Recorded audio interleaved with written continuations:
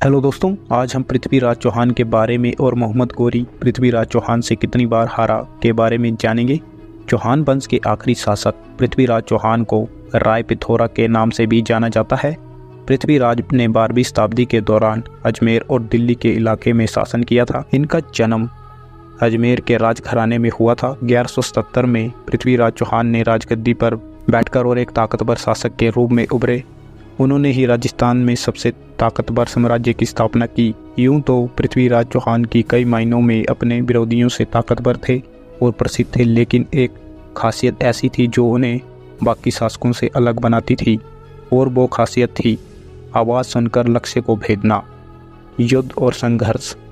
पृथ्वीराज के विषय में कहा जाता है कि वह एक शिक्षित और बेहद आकर्षक राजा थे, जिन्हें 6 भाषाओं का ज्ञान था।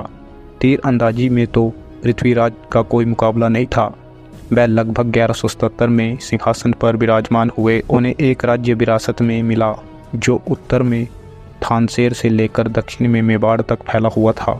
थानसेर कभी 7वीं शताब्दी में के शासक हर्षवर्धन की राजधानी थी। सत्ता संभालने के कुछ समय बाद उनका पहला विद्रोह नागार्जुन नामक के अपने चचेरे भाई से हुआ था। उन्होंने सिंहासन पर अपना दावा किया था। विद्रोह को पृथ्वीराज चौहान ने कुचल दिया। उन्होंने कन्नौज के शासक जयचंद के साथ भी संघर्ष किया। जयचंद पृथ्वीराज चौहान की बढ़ती महत्वाकांक्षाओं और क्षेत्रीय विस्तार पर अंकुश लगाना चाहते थे।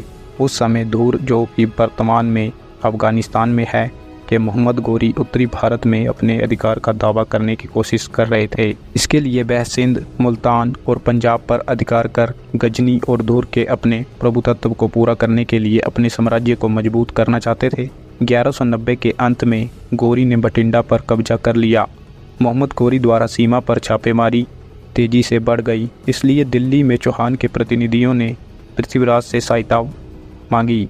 इसके परिणाम स्वरूप पृथ्वीराज ने तुरंत मोहम्मद गोरी के खिलाफ मोर्चा खोल दिया। 1191 में दोनों सेनाएं तराइन, जो कि अब हरियाणा राज्य में है, ये दिल्ली से लगभग 70 मील है।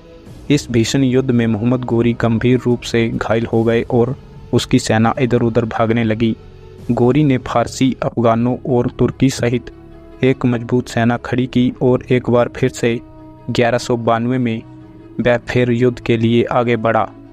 युद्ध में मोहम्मद गोरी ने पृथ्वीराज की अगली पंक्ति को परेशान करने के लिए घुड़सवार तीरंदाजों का इस्तेमाल किया। भारी घुड़सवारों ने पृथ्वीराज की सेना को नष्ट कर दिया। नतीजा, पृथ्वीराज को उनकी सेना से दूर कर दिया गया था। वह युद्ध के मैदान से आगे निकल गए और युद्ध स्थल से थोड़ी दूरी पर उन्हें पकड़ लिया गया। राजा और पृथ्वीराज के कई सैनिकों को और उनके सेनापति को मार डाला गया और उत्तरी भारत के इस साम्राज्य के पतन के बाद भारत में मुस्लिम साम्राज्य की नींव पड़ गई।